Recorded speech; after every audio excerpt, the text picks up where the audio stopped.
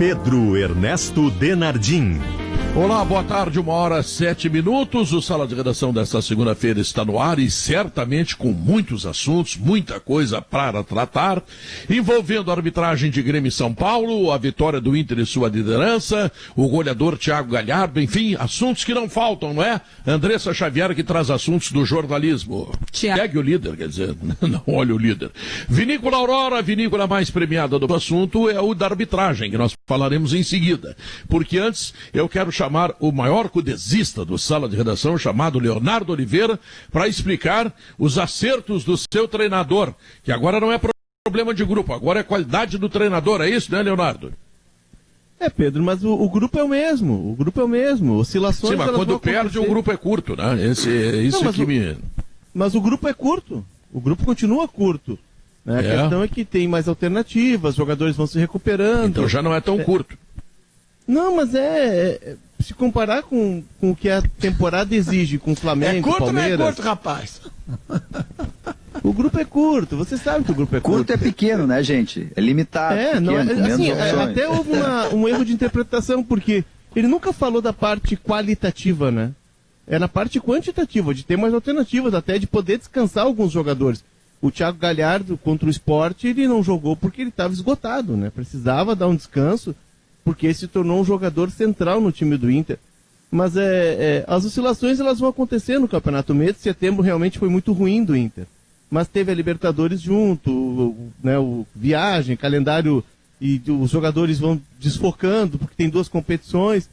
E aí, na retomada do Brasileirão, o Inter consegue mais do que vitórias, o Inter consegue recuperar rendimento, né? Consegue recuperar uma ideia de jogo. A gente já vê algo mais próximo Esse é o fato mais importante, porque atrás do rendimento se acumulam as vitórias, porque quando tu ganha sem rendimento, logo ali na frente tu vai perder. Isto me parece o mais importante. Exato. Tem umas escolhas também, rapidamente, Léo. Rapidamente, já entrego para ti rapidamente, assim, mas tem também umas escolhas, né? Tem algumas escolhas que eu acho que são revisões e é legal, assim, um treinador fazer isso. O Moledo passa a entrar mais no jogo, lá em Cali ele foi predominante, né? O Wendel tomou o lugar do Moisés, ele já dá uma outra cara para a lateral esquerda. Quando tem o Heitor, não joga o Rodinei, o Musto é reserva. Então, assim, umas readequações individuais acabaram melhorando o coletivo, Léo. O Wendel, ele tava com um problema, acho que era fascite, né? E aí tava fora, quando recuperou ele botou para jogar. É aquela questão de tu vai tendo mais alternativas. A gente saudou muito semana passada a volta do Rodrigo Dourado, não só por toda a questão, né, do profissional que é, da grande figura. Questão humana, né? E pela vitória pessoal dele, né? Ele chegou, na entrevista ele embargou a voz, ele chegou a pensar que não poderia jogar mais. Mas, além disso, tem toda a questão de tu não precisar mais lançar o Musto. Hoje tu tem o Lindoso, tem o Dourado, o Johnny tá machucado e deve estar para voltar, porque já faz mais de um mês. Mas tu começa a ter alternativa. O Yuri Alberto, que passou por uma lesão, agora vira uma alternativa, vai para a seleção, mas vai voltar em seguida, é uma outra alternativa. Então ele vai criando alternativas. Léo, e tem que saudar também a alta performance que voltou a ter o Edenilson, né? O Edenilson, que muita gente estava questionando, que está com a cabeça na Arábia, que isso, que aquilo. Pô, ele realmente se mostrou um cara que superou essa negociação contra o time da Arábia e ele voltou. Estavam corretas, né? As pessoas estavam corretas. Porque, claro. Mas ele mostrou que é um excelente profissional no momento em que foi descartada essa negociação em 100%, né? Ele voltou a jogar, a se exibir como a gente imagina, né? As pessoas disseram o seguinte: enquanto ele negociava e via a possibilidade de ganhar uma fortuna, tá, e fazer seu pé de meia, ele não conseguiu jogar o que ele joga. É isso que as pessoas diziam. Aquele Edenilson não fazia diferença para o Internacional. Passada a negociação, não saiu o negócio, o Edenilson voltou a ser o Edenilson. É só isso. Exatamente. Mas é isso que eu quero saudar. E ele estava desconcentrado, e não tem como não estar, né, Pedro? Claro. É uma mudança de vida, é uma mudança de patamar salarial, principalmente uma mudança de vida. O Edenilson tem filhos, vai levar os filhos para a Arábia, é um país muito fechado, uma cultura totalmente diferente. Isso baratina a cabeça do jogador. Evidente. Sem contar que ele projeta... Menos o Cebolinha, né? O Cebolinha não tinha essas histórias, né? O Cebolinha discutia tudo que era questão e ele entrava e jogava Grenal e decisão, não tinha problema. Mas ele teve uma queda de rendimento, né, Diogo? Ele teve o grande lance, a grande atuação dele no Grenal. Baixou de 10 para 9. Não, o Cebolinha manteve a sua média. Ele, claro que nem o Pelé jogava espetacularmente bem todas as partidas. Senão não existe isso, mas ele manteve a média. Agora é evidente que no caso do Edenilson, eu não acho que ele estava preocupado com o clima da Arábia, porque é muito fechado. Acho que estava preocupado com o dinheiro que ele vai ganhar com mais de 30 anos de idade. Bancário. Sim, o cara pensou, agora é minha chance. Não, agora é minha chance. Davi, e aí o que aconteceu para sorte do Inter, sorte pelo menos na questão técnica para ficar o jogador, foi que o desfecho da negociação foi para ele ficar sem que tivesse sido, entre aspas, culpa do Inter. O Inter não teve, não barrou o negócio, entende? Não foi assim, o Inter, ele não sai de jeito nenhum. Não, o Inter tudo bem, vamos vender. O cara tem 31, 32 anos, vai ganhar uma fortuna, o Inter vai ganhar também um dinheiro razoável, tal. O Inter disse isso. Agora, só que aconteceu foi que o Al-Ittihad lá comprou outro jogador. Não, quer dizer, acabou sendo ótimo pro Inter.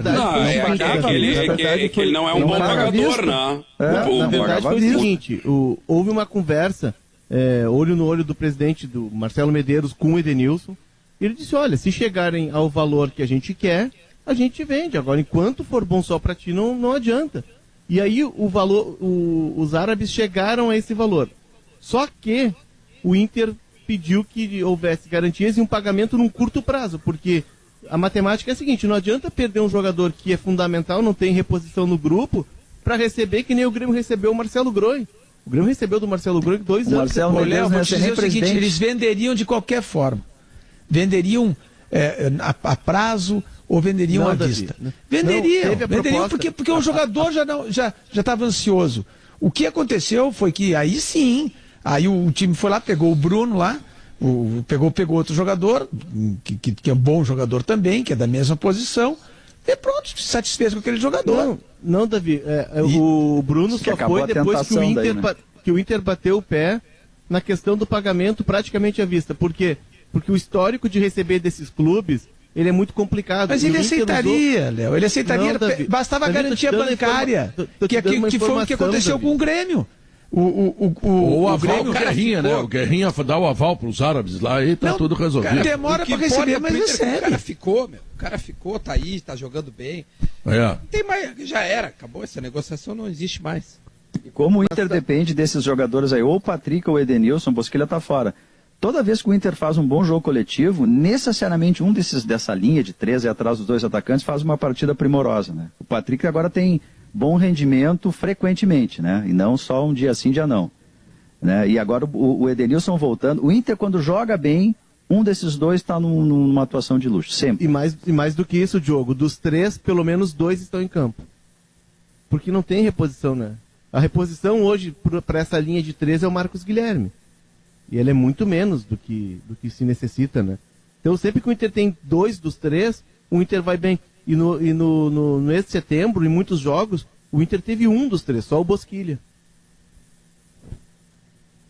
E o Cudê tá usando, isso é importante também, poupar os jogadores e não poupar o time. Isso é feito por alguns treinadores, né? O Galhardo tava com um problema, não jogou, entrou no segundo tempo, essa coisa toda, e foi preparado para o jogo daqui. Então, ele troca alguns jogadores, ele não troca o time inteiro, ele não joga com todo o time reserva, o que seria mais ou menos como entregar para o adversário a partida. Não, isso o Cudê não está fazendo, e me parece correto, né? E deixa os titulares no banco, inclusive, né?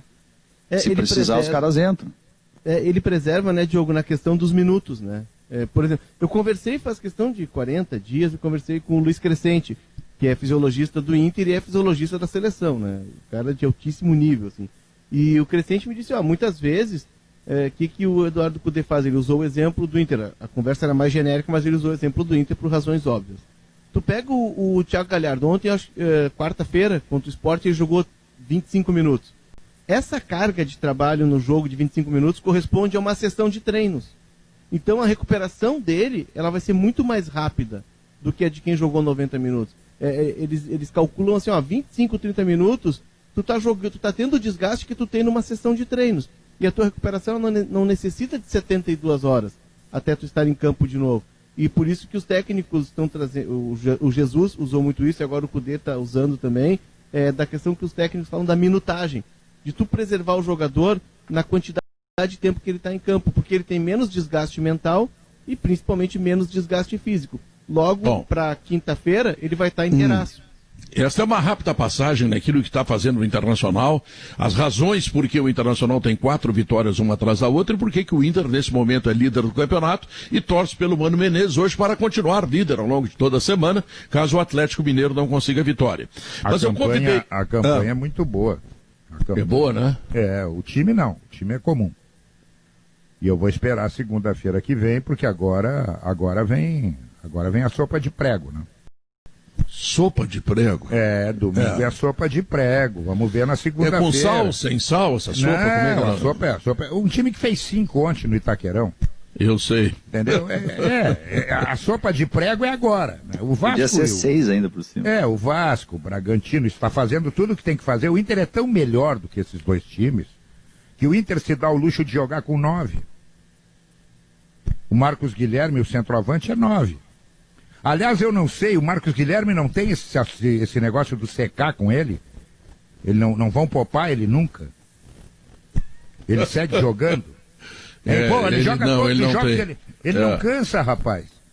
O Internacional joga com 9 contra o Vasco, eu vou te dizer, o Vasco e o Bragantino. Bom, o Bragantino ontem pegou o Sport, hein? O Sport, que era a sensação até 4, 5 rodadas atrás, e amassou o Sport ontem. Então, eu tô abismado com a ruindade quase que geral do Campeonato Brasileiro. Quase que geral.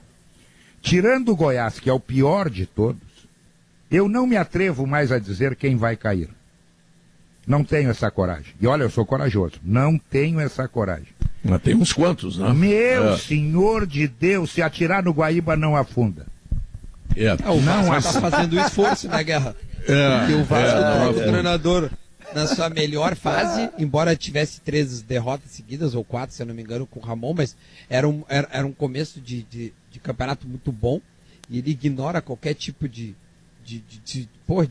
probabilidade de se manter o treinador e isso reverter em boas atuações e jogar tudo fora. Não sei, de repente o cara até deu um jeito, o sapinto, mas assim, a tendência é o Vasco também entrar aí embaixo, sofrer junto com o Corinthians, com o Coxa, o Bragantino, o Goiás, o Botafogo. Cara, que loucura, velho. Que campeonato, velho. Que campeonato. Bom, deixa eu pedir para vocês licença que eu convidei para o programa o nosso Jory Vasconcelos, não para falar exatamente dos erros que foram cometidos contra o Grêmio na arbitragem do Morumbi, porque isso já se falou bastante, mas para ir um pouco adiante. Ou seja, será que a reunião realizada pela direção de São Paulo com a direção da CBF e a troca do árbitro, do VAR, pode determinar o chamado erro de direito? Será que o Grêmio tem por aí alguma chance de anular o jogo? Porque sabidamente os erros de arbitragem não anulam a partida, por piores que eles sejam, né? A menos que tenha um desconhecimento da regra ou se a regra de alguma forma não for estabelecida. Então, Jory, por favor, outra coisa, cheguei a ouvir dizer ontem que o Gaciba pode cair em função desta troca de escala. Como é que tu resume tudo isso? O que tu conseguiu apurar em relação a essa coisa aí? Bom, Pedro, boa tarde. Primeira coisa, os erros de arbitragem, eles não são motivo para anulação de uma partida. Senão, todo jogo que tem um equívoco de arbitragem comprovado, que tem uma avaliação de equívoco e que vai acontecer muitas vezes no Campeonato Brasileiro, motivaria que cada equipe que se sentisse prejudicada pedisse anulação de um jogo e, confirmado o erro, vários jogos seriam anulados no Campeonato Brasileiro. Também existe um determinado ponto no protocolo do VAR que fala que a má utilização do recurso ou uma falha até mesmo no recurso, ou, por exemplo, se em alguma partida o VAR sai do ar e o jogo transcorre a sequência sem o árbitro de vídeo, isso também não seria motivo para anulação de um jogo. Parte-se do pressuposto que um campeonato com VAR tem que ter os jogos com VAR, mas falhas técnicas podem acontecer e até erros a partir da utilização do recurso podem acontecer e isso não motiva a anulação de partida. O que pode anular uma partida é a comprovação de um fato externo que mostre que houve uma má-fé ou uma tentativa de fazer uma conspiração. Algo que eu confesso não acredito. Tenho convicção de que não foi esse o objetivo e de que as coisas não andaram dessa forma, embora não concorde com a troca no árbitro de vídeo na véspera da partida entre Grêmio e São Paulo, ou praticamente na véspera. Então, assim, em relação à anulação do jogo ou não, Davi, descarto completamente que essa possibilidade possa ser levada adiante. Acho que o Grêmio está fazendo apenas uma pressão política para defender o seu lado e vai parar nisso. Não vai avançar o pedido de anulação. E também acho descartável a ideia de que o Gaciba deixe o cargo de chefe da comissão de arbitragem da CBF. Seria ruim trocar. Tem uma dúvida aqui que tu pode me sanar. É o seguinte, é possível que cada clube do Campeonato Brasileiro vete juízes ou quem está no VAR ou bandeirinhas ou o que for antes da partida? É que abriu a jurisprudência, né? Essa é a questão. Esse é o precedente causa aí. Não, porque assim, ó, se o São Paulo vetou, qualquer um outro pode vetar. Claro. Né? Vamos fazer assim não anula jogo. E aí eu queria saber, assim, se pode vetar, e o Jordi vai poder esclarecer isso, espero, quantos pode vetar? Toda a arbitragem? Só o juiz, só o bandeirinha, só os caras do VAR? Quando é que pode vetar? Sob que alegação? Porque tem que ter critério nisso aí, né, Diori?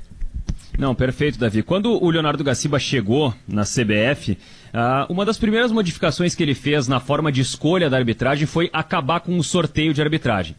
Até então, se tinha a ideia de colocar pelo menos 2 árbitros para ser sorteados para uma partida, e a partir desse sorteio se determinava se o árbitro A ou o árbitro B apitava o jogo. O Gaciba entendia que isso acabava fazendo com que muitas vezes não fosse colocado no jogo o árbitro ideal para apitar aquela partida, e ele passou a escolher a arbitragem por meio de uma audiência pública, que é algo que é previsto no Estatuto do Torcedor e que é permitido, sendo feito com antecedência e cumprindo todos os prazos e os regulamentos necessários. E o Gaciba começou a fazer dessa forma, escalar a arbitragem e colocando os árbitros que ele considerava mais indicados para cada jogo. Obviamente que, a partir dessa mudança e dessa escala direta da arbitragem, a CBF está aberta a receber reclamações e receber protestos, questionamentos, e o Gaciba procura sempre mostrar um critério de evitar que os árbitros que são do mesmo estado apitem os jogos do time, árbitros que apitaram partidas anteriores das equipes estejam mais uma vez envolvidas no comando direto, no comando principal de um jogo, e até mesmo situações que causaram polêmicas para tentar dissociar alguma reclamação que possa acontecer por parte de um clube.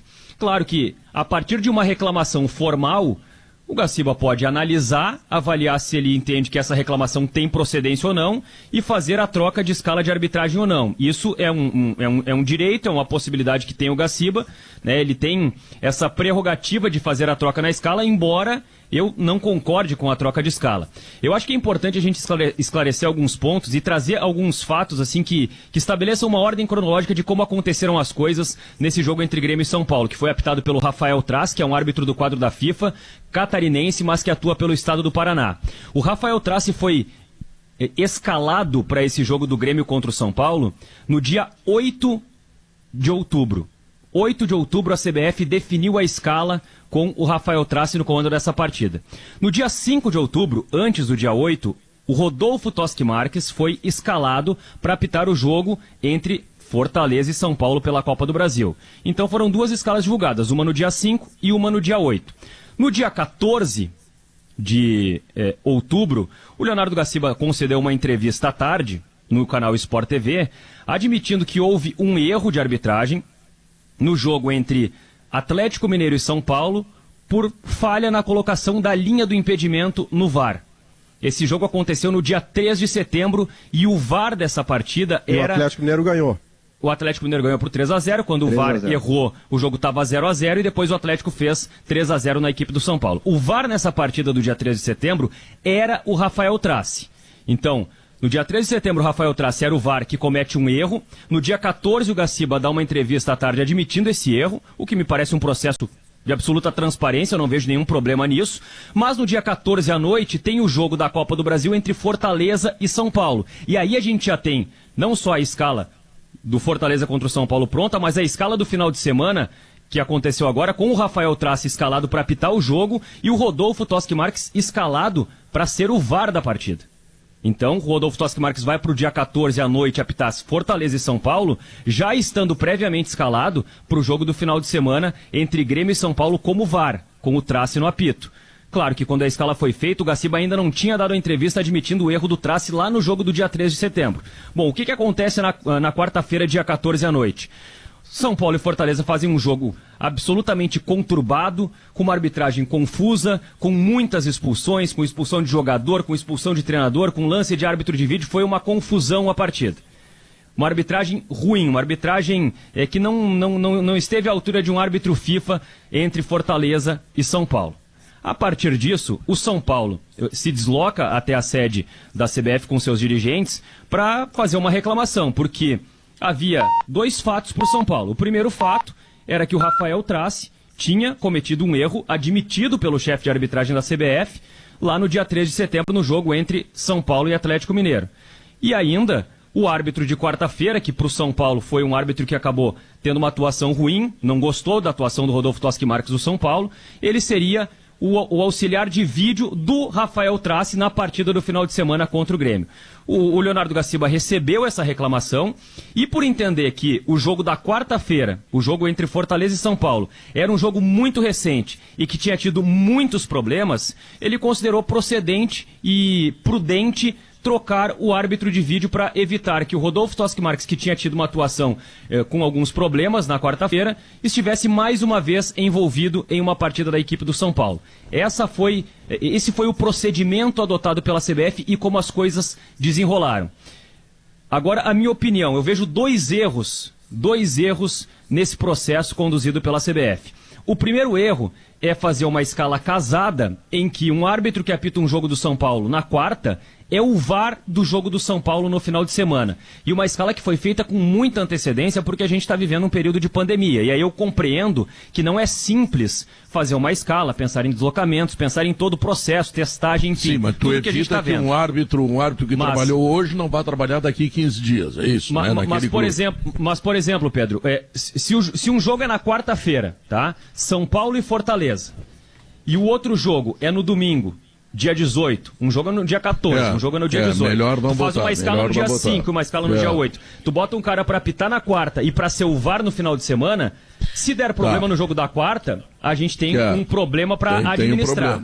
Né? Não, dá para entender, Johnny. Eu acho que dá para fazer um resumão aí daquilo que tu está dizendo. Então, ele tem que ter mais prudência na escala 1. Né? Segundo, ele não pode trocar, Exatamente. Trocar, esse é o segundo ponto. Trocar, porque senão qualquer um vai trocar e vai virar baderna, mas ainda não caracteriza erro de direito em nenhuma das formulações. O que eu vejo justamente só para concluir, Maurício, o que eu vejo é justamente isso. Os dois pontos. Não escalar previamente um cara que possa estar envolvido em duas partidas da mesma equipe, porque a gente tinha 9 jogos para o Rodolfo Toschi Marques ser VAR no final de semana. Ele não precisava ser VAR no jogo do São Paulo. E o segundo ponto no momento em que ele está escalado, tem que segurar no osso. Mantenha a escala, firma a posição, porque senão a gente fica naquela ideia de que uma reclamação pode gerar uma mudança na escala, e embora eu entenda que o Gaciba teve uma boa intenção ao fazer a troca e tentou ser prudente e preservar o Rodolfo Toschi Marques, a partir de uma escala que estava previamente colocada, ele acabou fazendo com que gerasse uma pressão externa e uma pressão extra para o jogo do Rafael Trace, e algo que a gente cantou a pedra, né, Maurício? Mas além disso, isso tudo é o antes do jogo. Mas depois, durante o jogo, tem uma questão que é definitiva nisso aí, que é a maneira como o VAR está sendo utilizado no Brasil. O VAR é uma porcaria no Brasil, o VAR estraga os jogos no Brasil, o VAR está estragando o futebol no Brasil, estragando a maneira como é utilizado. Então que se conte o que os caras conversaram. Se diga ali abertamente. Isso é fundamental, Davi. Se divulgue na hora o que os caras estão conversando. O Gaciba disse que a FIFA veta, né? Mas isso resolvia. Como é que tu tem, qualquer um de nós, vendo o jogo, vendo o que aconteceu, as faltas, da maneira como aconteceram, como é que aqueles 6 caras do VAR não viram? Não, para aí. Eu acho que esse é o ponto. Então tem que ter transparência. O grande equívoco disso tudo é que o VAR tem que chamar e o árbitro tem que ir na tela assistir, ver, comprovar e tomar a decisão. Os caras viraram, e eu não estou dizendo isso hoje, os caras, e quando eu digo os caras, é os árbitros e os auxiliares, na maioria das vezes, viraram gigolôs da arbitragem, do VAR. Eles são auxiliares de VAR, Guerreiro. Exatamente. Eles esperam para ver o que vai ser decidido. Claro. Não! Tu cara vai não falou lá nada, olha, segue o jogo. Aquela televisãozinha que tem do lado do campo não é para assistir filme. Aquela é para tirar dúvida. Para aí que eu vou lá olhar. Claro, Guerra. Pronto, acabou. Eu de verdade, os erros eles vão acontecer, tá? Eles vão acontecer com todo mundo. O Grêmio, acho que o Grêmio não tá reclamando dos erros de arbitragem. Não é isso. O problema é o seguinte. A reunião. Tu abre um precedente bizarro, né, cara? Tu abre um precedente. E outra, eu já recebi uns caras dizendo assim, por que o Grêmio não reclamou antes? Ou por que não reclamou quando acontece pra ele? É que, cara, é muito estranho isso. Se um cara atravessa a faixa de pedestre no lugar, eu não vou lá aplaudir o cara. Ele não tá fazendo nada mais do que a obrigação dele. Agora, se ele atravessa errado, eu vou chamar a atenção dele, porque ele pode estar prejudicando ele e o carro que tá vindo. Então, quando tem erro, tu tem que apontar, entendeu? Tem que apontar sempre o erro. Essa parte eu quero concordar com você no seguinte sentido. O Grêmio tinha a obrigação, mais do que o direito, de marcar posição contra uma arbitragem desastrosa, cujos erros mais graves todos foram contra o Grêmio. Isto é certo. A parte que eu discordo e que vai em paralelo a isso é quando o vice-futebol chama de assalto, porque assalto é dolo é roubo. Não há nenhuma prova de dolo ou roubo. É forte demais. A declaração não tem base. Segundo, o presidente Romildo até pode, que é direito dele como presidente, dizer que vai pedir anulação de jogo. Mas é jogar para a torcida, porque esse jogo não tem como ser anulado. Então, o ponto de o Grêmio marcar politicamente a posição de que ele foi prejudicado, sim, de que a reunião não deveria acontecer e de que não pode acontecer de novo, ou então o Grêmio também pode trocar a arbitragem de VAR se ele quiser, porque abriu a janela. Isso tudo está perfeito. Tá. Agora, dolo como roubo, assalto e anular jogo, aí o Grêmio vai do lado errado, porque não vai anular o jogo. E dolo, assalto vai virar denúncia no STJD, porque isso é grave. Você está dizendo que alguém roubou você, você está dizendo que alguém foi doloso contra você. Que prova você tem disso? Tá, deixa eu lembrar aqui que chegou o Gimo Álcool 70 Aerosol. Pedro, os lances, eles acabaram se sobrepondo em relação ao eu queria falar dentro do campo, mas eu vou te responder, tá? Porque, obviamente, que eu fiquei muito triste, foram alguns lances muito claros. O que eu fico mais indignado não são os erros, acho que os erros eles acontecem e vão seguir acontecendo. Pode mudar a escala, pode manter a escala. O Grêmio vai ser prejudicado, vai ser beneficiado. Se o jogo de São Paulo fosse contra o Coritiba, eu acho que a gente ia ter a mesma repercussão nacional em termos de troca de escalas. Eu acho que aí que está a gravidade. Né? A gravidade não está nos erros, porque os erros vão seguir acontecendo. Eu fico muito triste porque o Grêmio perdeu uma boa chance de, eu não vou dizer decolar, eu não quero mais usar isso, mas de o Grêmio mostrar que estava em ascensão. O Grêmio tinha feito um bom jogo contra o Botafogo. O Grêmio fez novamente um jogo interessante contra o São Paulo. Casualmente, quando tem o Maicon de novo, tem uma normalidade, né, em termos de atuação. Jeromel e Kahneman são um oceano, né, à frente dos seus colegas de zaga. É impressionante a diferença, sim. Eu acho que até há um respeito pela segurança, é uma coisa impressionante a diferença. Dentro do campo, o Grêmio poderia e fez por onde até vencer o jogo, tá? O Grêmio poderia ter feito, não seria absurdo o Grêmio ter saído com um ataque, independente dos erros, aliás, com vitória, independente dos erros, porque o Grêmio jogou bem, né? Não foi aquele Grêmio de 17, 18, não foi, mas eu já sei qual é a limitação do Grêmio. E o Grêmio foi bem num sábado à noite, onde a sua normalidade seria, né, e de acordo com as suas últimas atuações, uma derrota ou até um empate, mas não um empate com sabor de derrota. Então eu acho que o Grêmio foi prejudicado em termos de tabela, porque se mostrou ali que poderia estar 2 pontos acima, com o tal do jogo ainda atrás, né, que até não sei se é um acerto a gente contar esses 3 pontos, acho que não é, mas o Grêmio com esses 3 pontos já começa a vislumbrar sim a tal vaga Libertadores. Então eu vejo um horizonte, Pedro. Isso me deixou contente. Pois é. Bom, o Grêmio jogou bem. A gente vai esperar que o Grêmio mantenha sempre ou qualquer outro time, né? Mantenha sempre o mesmo nível de futebol, não tem como. Até porque os adversários são diferentes, as circunstâncias são diferentes, né? Agora, com esses jogadores, o Duda citou aí a dupla de zaga é espetacular. Kahneman e Jeromel, eles são muito acima da grande maioria dos outros jogadores. Eles fecham a defesa. O Kahneman tem uns lances que ele parte atrás do adversário, ele consegue alcançar e se joga e tira a bola, que é algo que poucas vezes se vê. Assim, são os zagueiros de primeiro nível mesmo, né? Aí mais o Maicon, o Matheus, o Jean-Pierre voltando, o PP, essa turma toda, o Grêmio fica com um time bem interessante, né? Agora, o problema é manter esses jogadores jogando, né? Porque o histórico do Grêmio nos últimos anos, isso é uma coisa curiosa. É curioso que o histórico do Grêmio é que sempre ele tem muitos e muitos desfalques nos últimos anos. Eu acho que 2018, 2030, não sei se é a idade... Todos têm, né, Davi? Histórico de todos, né? Todos têm, mas... O Flamengo estava jogando com juniores esse tempo aí, agora. Não, mas aí é por causa da Covid, Guerrinha. Não, seleção. Seleção, Arrascaeta, Everton Ribeiro, Isla, seleção. Não, sim, mas eu tô falando do histórico de lesões. O motivo, o Grêmio se afastou, muitas vezes estava por Covid também. Mas o problema do Grêmio, Davi, que eu acho grave é o histórico de lesões, que é maior do que os outros. Os dois melhores jogadores... O Gabigol está 20 dias parado por lesão. Os dois melhores jogadores do Inter ficam parados 6 meses. O lateral direito, Sarabia, e o Guerreiro. Quer dizer, lesão todo mundo tem. Mas a base do time ali, por exemplo... Não, a base do time é o Maicon, Davi. Quando o Maicon joga, é outro time. Mas agora é o Maicon, tem Jeromel, há pouco tempo atrás o Maicon não resolvia porque era velho.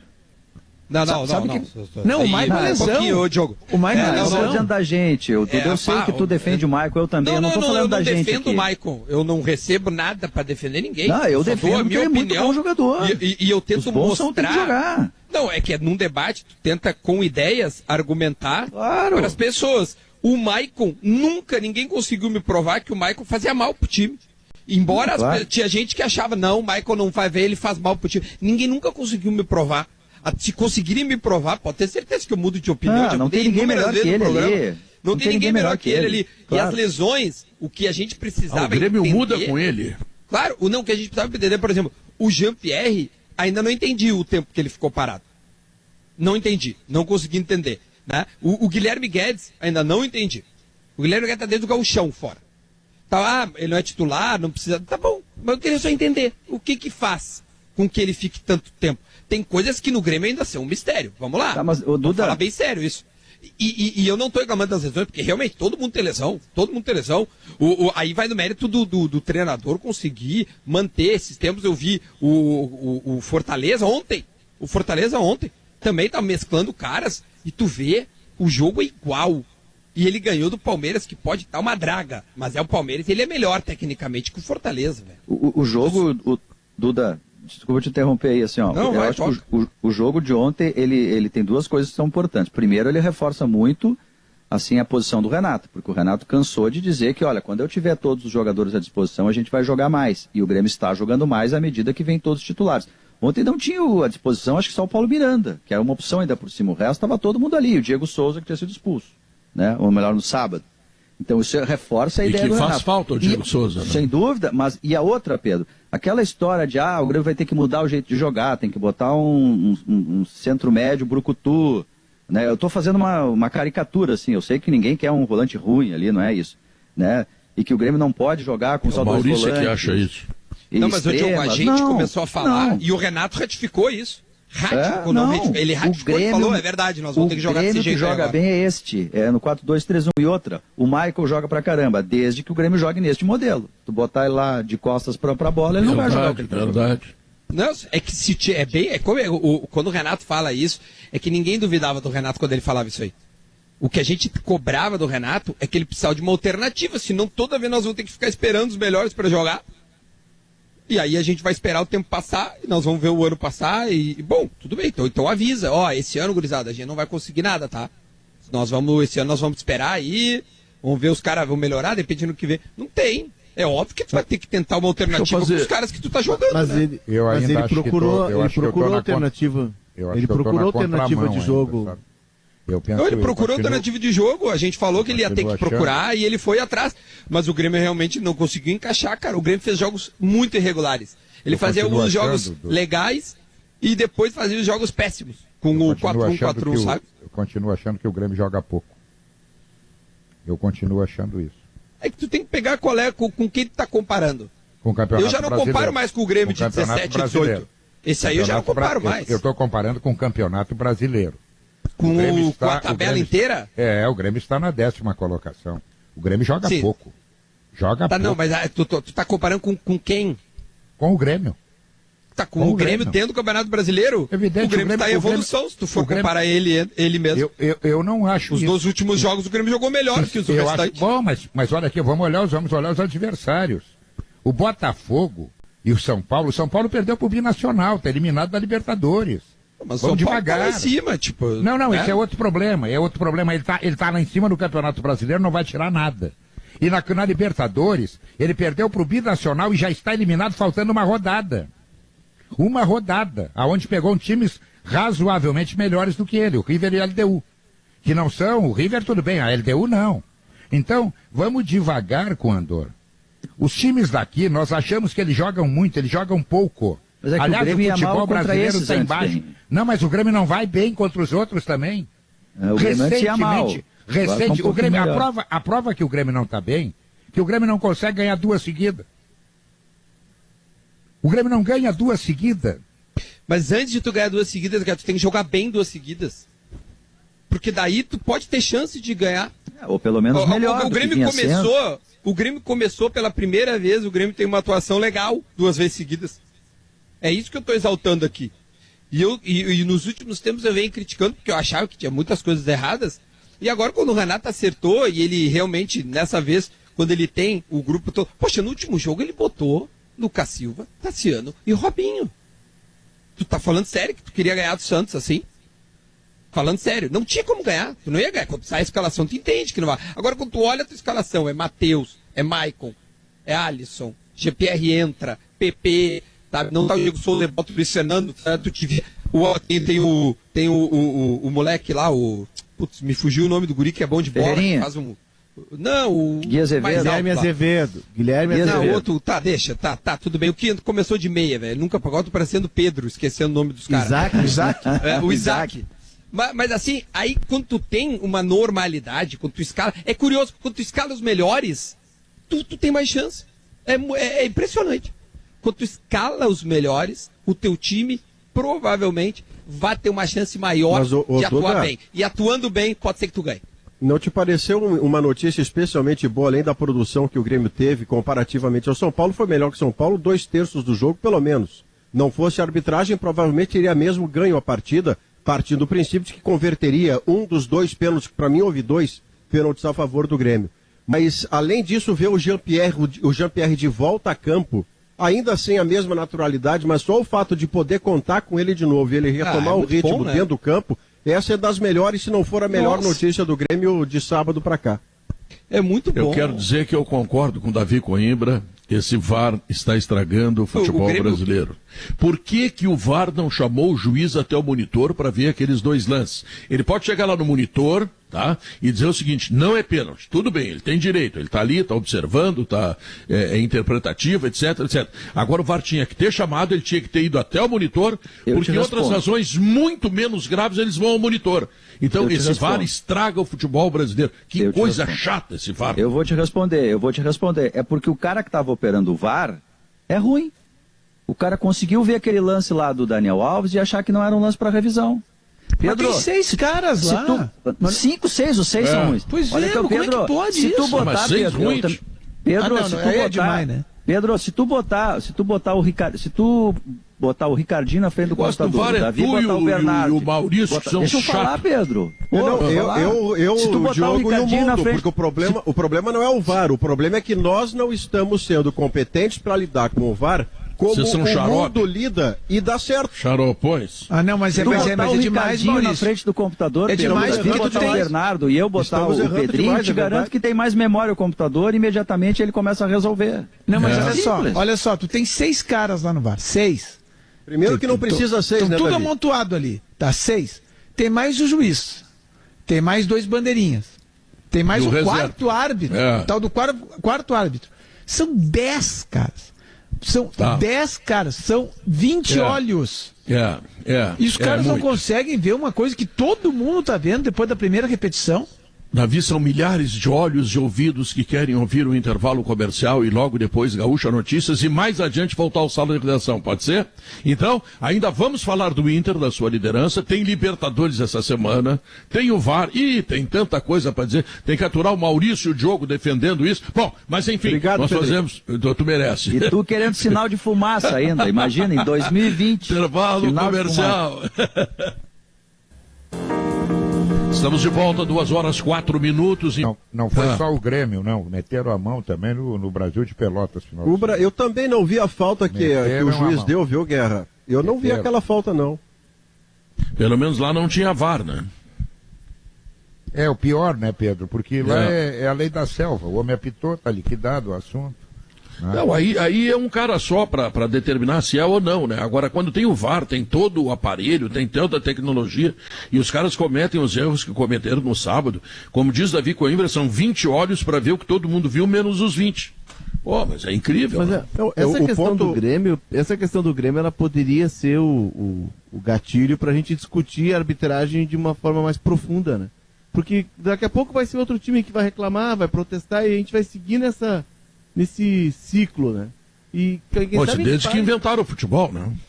Sim, mas é que não, Pedro, é que assim, talvez seja o momento de discutir a arbitragem de um modo mais profundo. Olha, vem cá, será que esse cara que trabalha no banco segunda e terça e quarta tá apitando o jogo de um time que investe 10 milhões por mês contra outro que investe 15? Não. Será que isso ele não, tá isso preparado? Isso não Ele tem vai que ser acontecer. profissional. Ninguém Outra banca coisa- isso aí. Ninguém banca. Mas outra Ninguém coisa, vai banca no pagar o Brasil, salário porque deles. há países onde há juiz profissional, né, Pedro? Pois é, Aqui não, é que eu- Os não- times países- reclamam e Há depois países que a votam na pessoa não passa CBF. fome. Tem países que a times pessoa não reclamam, passa Mas fome. Ô, Pedro, para um pouquinho. A Não, CBF, nós estamos falando da CBF. A CBF é a Noruega do Brasil em termos de dinheiro. Só lucrou um bi sem esse ano. Então a 100 CBF não tem milhões. como fazer um plano de profissionalização como existe na Alemanha, como existe no Uruguai. Na Inglaterra? Pelo amor de Deus. Na Inglaterra, Maurício. Mas Outra ficar coisa- quantos árbitros e bandeirinha tu vai ter que pagar, cara? Que é isso? Quanto é que custa Qual é o isso? problema, Pedro? Bom, Pedro, Qual é o mas problema? é- O problema é dinheiro. paga, ué. Por que, não os clubes pode. não pedem? Então eu vou Os clubes dizer não pra pedem, vocês, chega vocês no não fim sabem. do ano, eles vão lá. Chega no fim Vocês do não ano, eles sabem. vão lá e votam eu na vou, CBF. Eu vou falar, Votam, eu vou não falar tem- a favor da CBF. Aqui vocês vão ter que me ouvir calados e terão Oficialista. os meus Oficialista. argumentos. Oficialista, isso. A CBF promove... Tá, então olha aqui, a CBF promove 23 campeonatos no Brasil. 23 competições no Brasil. Isso vocês não sabiam. Eu sei, porque o velhinho aqui pesquisa, tá? Então, tu pega assim, ó, Campeonato Brasileiro A, B, C, D, são 4 competições. Tem o Campeonato Feminino, tem o Campeonato Sub-23, tem o Sub-20, o Sub-17, o Sub não sei o quê. Bom, são 23 competições no todo. A CBF está mais do que qualquer outra empresa no Brasil movimentando o mercado aéreo, que estava praticamente falido e com 7% de ocupação em meio à pandemia e já vira 60% de lançar o ocupação. Caboclo pra Isso é que presidência. vocês têm que saber, rapaz. Caboclo vai Isso ser é que candidato a vocês não presidente sabem. agora, então. Pedro, é só os Não, clubes mas- no final do ano, quando tem eleição na CBF, que protesta, reclama, tem reunião na calada da noite, que foi o problema do jogo todo contra o... Não foi o VAR, foi a reunião na calada da noite para mudar o árbitro. Aí reclama. O Vasco já pediu auditoria no VAR. O Inter, o ano passado, fez um choro enorme com o VAR, porque dizia que para valer um gol tinha que fazer 2, 3. O São Paulo reclamou, foi fazer uma reunião. O Grêmio está reclamando. Só que daí, quando tem eleição na CBF, todo mundo concorda com a CBF. Chega no E fim do ano, acontece tem o congresso seguinte, técnico. Diogo. O que se faz para mudar? Não se faz. E quando Então o só Flamengo reclama. tinha, Acontece o quando o seguinte, Flamengo tinha 20 caras hospitalizados e não queria jogar contra Isso. o Palmeiras queria levar vantagem de jogar. Isso. Eles não são solidários com eles mesmos. Não, rapaz. mas aí vai ficar um produto ruim. Porque o que aconteceu? O erro do jogo, ele foi crasso. Foram erros absurdos. Não pode acontecer. Tá? Mas o pior é, como disse o Diogo, o pior foi a semana de trocar a escala de arbitragem. Isso prejudica e arranha o campeonato, o produto que tu tá tentando vender lá fora, o produto que tu tenta vender pro torcedor. Daqui a pouco o torcedor diz, cara, na boa.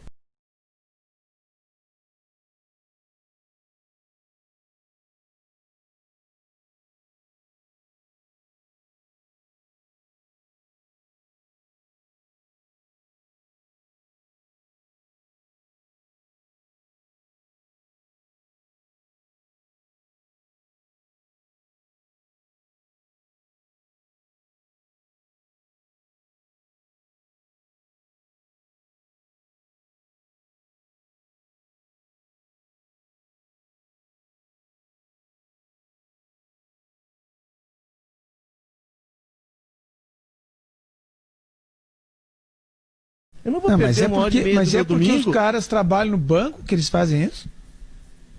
Não, Davi. Não pode ser. Não pode Então, ser. é que tá Não misturando pode ser. as coisas. Aí tem uma questão de bom senso. Tá, mas Tem deixa uma eu questão de terminar, bom é que tu senso. misturou- Esses caras, em primeiro lugar, parece assim que eles são os pobres coitados, os juízes. Assim, que os caras, eles não ganham mal para ser juiz de futebol. Não ganham mal. Não é pouco que o cara ganha, tanto que eles disputam renhidamente para apitar uma partida de futebol. Eles ganham muito menos que os jogadores, assim. Tu pega o mas também melhor porque- árbitro porque eles ganham brasileiro... igual ele- os jogadores? Aí não, né? Não Só é, que eu digo faltava. assim, Davi. Não, é que tu pega assim, Não é tu 8 pega o nem melhor 80, árbitro né? do mundo, tá? O melhor árbitro do mundo, ele ganha menos do que o pior jogador do mundo. Mas tem que ser. Não. Dá pra dar uma melhorada a estrela aí. é o jogador. As estrelas são os jogadores. Não Tá, são mas os o cara não usados. precisa, questão o cara da não pro- precisa a questão apitar da gauchão e dirigir com o profissionalização. próprio carro, né? O cara vai com o próprio carro lá e quer que o depois volta no baterista, próprio carro quer e que o paga gasolina baterista, ainda. tu Por quer que que o ele não pode baterista ir ganhe pro mais que o próprio cantor, carro? rapaz.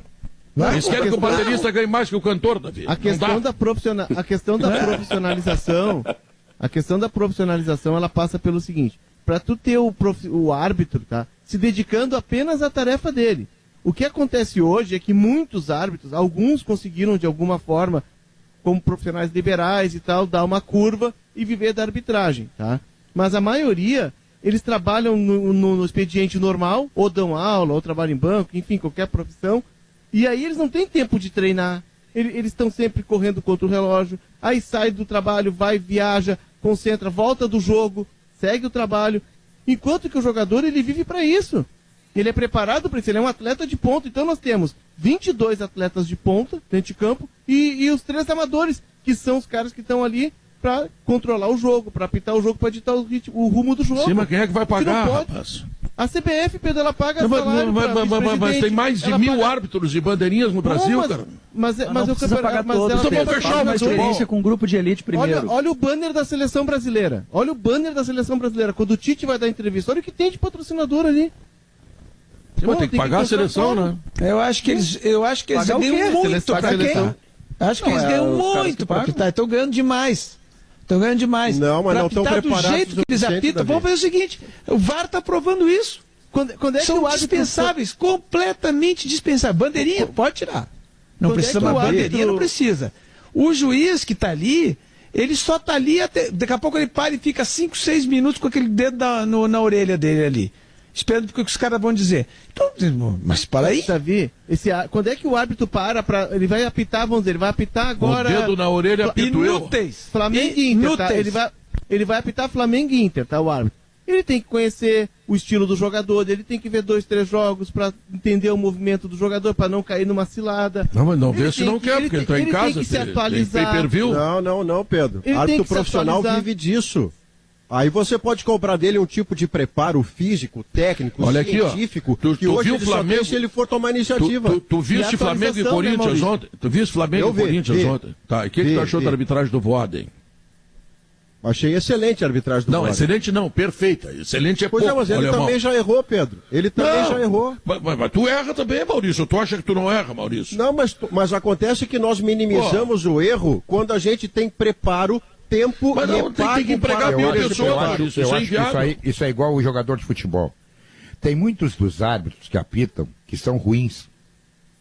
É isso aí. Não são mal intencionados, não. São ruins. Ruins. Mas Ele o jogador tem- de futebol que Entendeu? é profissional. Ele São vive disso. Então, o árbitro ruim, ele se agarra muito mais, mas muito mais no VAR. O VAR, na verdade, está protegendo os árbitros ruins. Mas se Porque o cara tu fica profissionalizar a esperando. guerra, Mas, Guerra, se tu profissionalizar a Guerra, tu vai poder capacitar esse árbitro. Exato, a e tu vai poder selecionar. Tá, vou te colocar um caso. Tu vai capacitar o cara. Aí o cara acontece o que aconteceu lá no Morumbi. O cara não chama pro VAR. E aí, como é que faz? O cara mas aí provavelmente ele acertará de saída. Na lógica, ele tá mais preparado para acertar de saída. Aí o ruim também pode acertar, como pode errar. O ruim pode marcar. Mas acabou. É uma loteria, Guerrinha. Ah, pois é, mas é loteria para todos. Tu tem que botar o qualificado. O problema é que tem muito árbitro ruim. Muito. Verdade. Mas olha, é uma coisa que tem que qualificar o árbitro. Justamente para eles serem ruins. Tentar, pelo menos, né? Claro, não vai virar bom do dia pra noite. Ele vai continuar errando, ninguém é perfeito. Vocês parecem, vocês três aí, ó. Leonardo, Maurício e Diogo. Eu gosto de acusar vocês. Porque vocês dizem coisas inconsequentes. Ah, claro. Vocês três me parecem aqueles candidatos que dizem assim: eu vou vacinar a cidade inteira. Já vi uns quantos aí. Porque a CBF não tem para profissional a juízo. Só falta vacina. É verdade. Eu só falta vacina pra CBF. Defendendo a CBF tá com problema de dinheiro. Tô com pena. Eu vou doar o cara pra ver o jogo pela televisão. Pra ver o videotape que é o VAR, o cara tem que fazer curso pra eles.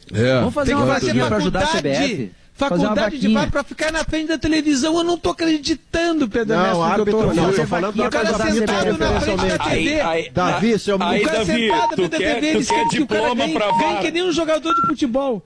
Pra fazer isso. Ei, Davi, tu quer diploma de VAR agora? Diploma de VAR, eles querem isso. Eles querem que o cara se profissão de assistente de VAR. Eu não acredito que eles querem isso, Pedro. Muito. Eles querem que pague pro cara sentar na frente da TV. O cara assistir televisão, Pedro, sentado naquela casinha, Pedro. Vamos fazer mais um pouco pra CBF. Sentado na casinha, Pedro. Da CBF, esse pessoal aí que não tem poder. São chato. Diogo, vamos fazer uma grana, ajudar os pobrezinhos. Vai sugerir que faça que nem o nosso joguinho lá de segunda-feira. Quem se sofreu a falta pede. Pode ser. Se a CBF empregar os árbitros, vai ser o maior empregador do Brasil. De aí, tanto árbitro de bandeirinha, árbitro reserva. Escuta, o Davi somou 20 num jogo só. 20 num jogo só da Série A. Eu não estou falando da B, da C, da D, do Campeonato Feminino, do Sub-20, Sub-17, Sub-23, Sub não sei o quê, e Sub não sei mais o quê, tá? São 23 competições. Isso dá mais ou menos uns 3.800 empregos. Vai ser uma das indústrias que mais vai empregar no Brasil. Pedro, faz primeiro na Série A, Pedro. Faz um projeto na Série A. Para de defender a CBF aí, rapaz. Pô, que vai fazer uma vaquinha pra CBF, pra dar dinheiro pros caras lá. Eu defendo a vacina, mas se eu fosse candidato, eu não prometia vacina, sabe por quê? Porque não tem vacina ainda, não tem como prometer. A indústria do futebol, ela pode absorver esse custo. O que a CBF arrecada com a seleção. Então a CBF, aí é que é o complicado, né? Aí a CBF cuida da seleção, ela não quer ter o custo, e aí os clubes cuidam do campeonato. Aí eles profissionalizam a arbitragem. É uma utopia isso que eu estou falando, porque não vai acontecer nunca. Sim, nunca claro. Mas, tu é o candidato que promete e não tem como cumprir quando for eleito. Vai lá, assume a CBF e paga eles. Então os clubes que fiquem chorando, façam uma escala e cada segunda-feira um chora e vai lá protestar na CBF. Quanto é que vocês querem pagar pro cara? Que o cara ganha um salário de reserva? 50 mil para assistir televisão lá naquela casinha, Pedro. Eu quero pagar salário para a CBF. O cara sentado... Não, é o seguinte, a gente dá pra CBF e ela marca o jogo do Seleção Brasileira em Singapura num gramado que é pura areia. Pronto, tá certo. Aí a ideia deles assim, não, o cara tem que saber se o cara faz manha pra se jogar. Tem que estudar os jogadores. Mas é óbvio. Para aí. Mas é óbvio. Fazer curso pra auxiliar de VAR agora também, Pedro Ernesto. Claro. Não, vou te contar. Deixa eu só lembrar pra vocês aqui, O Pedro, pelo jogo o Adem ontem, né? O Adem foi super bem. Mas teve um gol do Flamengo que a bola tinha saído pra lateral e nem ele nem o auxiliar tinham visto. O VAR salvou. Tá, ele tá lá pra salvar, não é pra complicar, curso né? de VAR já tem, pior que já tem curso. Olha aqui, ó, o que salva a tua saúde o que salva a tua saúde, tá? Tu viu, Leonardo Oliveira? O que salva a tua saúde é LG, o leite gaúcho, tá? Primeiro porque ele é produzido aqui. E segundo porque ele é tradição e qualidade desde 1959, tá? Estamos de volta com Sala de Redação, Guerrinha. Quinta-feira tem Libertadores, Guerrinha. Pois é, Pedro, aparentemente o Inter vai guardar a sua força máxima, pelo que eu ouvi ontem, para enfrentar o Flamengo. E se a gente parar para para analisar, o Inter precisa levar um sacode no Chile e o Grêmio um sacode em Porto Alegre para que a vaga não venha. O que vale na prática o jogo do Inter no Chile? Vale para o Inter tentar ganhar o seu jogo e torcer pelo um tropeço do Grêmio e ser o primeiro do grupo, para escapar dos brasileiros e dos argentinos na próxima fase. Vale para isso. Porque muito provavelmente a Católica não tem mais nada que fazer, está eliminada. Não vai também jogar no limite para morrer, para provar alguma coisa para alguém. Então vai ser um jogo que, teoricamente, o Inter vai conseguir o seu objetivo. E muito provavelmente aqui, na Arena, o Grêmio também vai fazer a sua parte contra o América de Cali, que ainda está vivo. Mas o Grêmio quer ser primeiro. Justamente por isso que eu falei, para escapar de um confronto contra um Palmeiras, um Flamengo, um Santos, um River, né?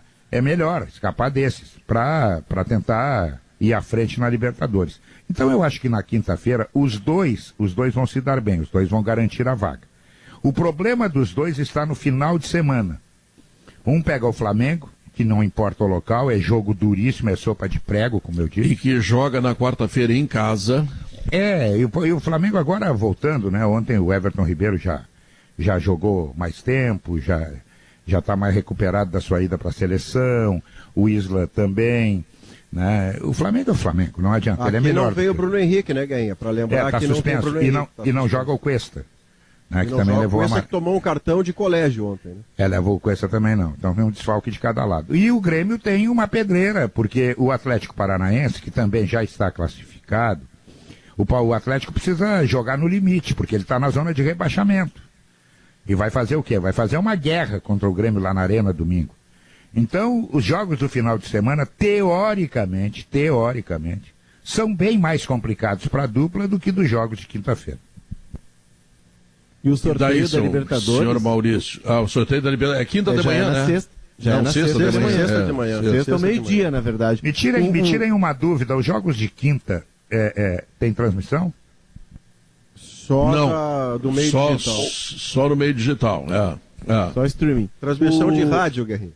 Sabe que nessa hora, viu, Maurício, eu me lembro da Globo, né? Como a Globo é importante na vida de todos nós, e mesmo assim algumas pessoas conseguem reclamar, né? Fosse a Globo a detentora dos direitos, os jogos... Tu já vendeu tua TV que não passa mais futebol? Pois é, rapaz, tô vendo o Pato Donald, tô vendo o Zorro. Onde é que dá os outros? E é uma TV que pega só os anos 70, tem mais disso. É uma TV seletor. É retrô, canal retrô. É só no YouTube. Não é muito difícil. Aprendendo a lidar. Avisa pra eles que já inventaram a internet. Avisa pra esses bandidos. Primeira coisa que eu vou ensinar pra você, tem que ligar a televisão. Primeira coisa, a televisão desligada não vai. Segundo lugar, procurar. Não, vocês são estudiosos, vocês procuram tudo. A do Guerrinha tem seletor de canais ainda. Aí veio o Davi Coimbra, esse bandido diplomado. Esfregão de aço na antena. Falando bem sério, Leonardo. Leonardo, falando bem sério, tá? Quantas pessoas deixarão de ver os jogos da dupla Grenal na próxima quinta-feira? Ou por quê? Não sabem acessar a internet, ou porque a internet não tem, eles não têm a internet não dentro das suas casas, não tem banda, não chega lá o troço, bom, sei lá como é o nome disso aí, tá? Qual seria, vocês têm ideia do percentual de gente que não vai poder assistir o seu time na quinta-feira? Milhões, né, Pedro? Eu vou te falar, Pedro, eu me considero um cara conectado, assim, né? E eu tenho dificuldade Sim, claro. de achar esses jogos que vêm por streaming, rede social. Eu tenho dificuldade. Não sei se é por hábito, eu sou de uma outra geração, mas eu tenho uma dificuldade outra. O jogo atrasa muito. E se tu não tiver uma internet boa, e se tu não te conectar cedo, tu fica lá atrás na fila. O jogo termina às 4 da manhã quase. Pois é. Viva a Rede Globo, né, que nos entrega o Campeonato Brasileiro, a Copa do Brasil. O sorteio da próxima fase vai acontecer antes do final dos jogos da dupla Grenal. É verdade. Guris, eu tenho que dizer até logo para vocês, agradecer a presença de todos, pedir desculpa se eventualmente tenha sido, digamos assim, agressivo em relação aos meus queridos colegas, mas o que a gente vai fazer? É o debate, né? Tava Livramento lá, Pedro. Tava muito bom. Quem é que teve comigo lá? Eu sei, eu tava lá contigo, rapaz. Eu comia essas coisas contigo, tu não sabe nada, eu que tinha que esquentar pra ti. Duda Pinto. E o Daniel, que me recebeu lá também. Garanto que essa mão de vaca que tu não deu uma chegadinha no cassino pra jogar no 11 e no 17, né? Não é problema de economia, que eu não sei jogar, sou ruim nesse Pedro, troço. na argola o urso dança, Pedro. A hora que entrar, eu te mostro como é que é. É verdade, balaca, rapaz, tem dinheiro, pra esse aí que não sabe jogar, o que importa é ter dinheiro, rapaz. Vai lá e joga. Para com isso aí. Duda Pinto me falou que lá não tem corona. Aqui não tem corona em Santana do Livramento. Não tem. Então tá. Bom. Muito obrigado a vocês pelo carinho, pela atenção. Deixa eu chamar o Alemão, porque eu tô com saudade do Alemão, porque o Alemão vai me dizer quais são as atrações, né? Porque eu tenho que ouvir a Rádio Gaúcha agora à tarde, hein, Alemão? Me conta aí. Boa tarde, Pedro. Bom retorno. Tchau, fui!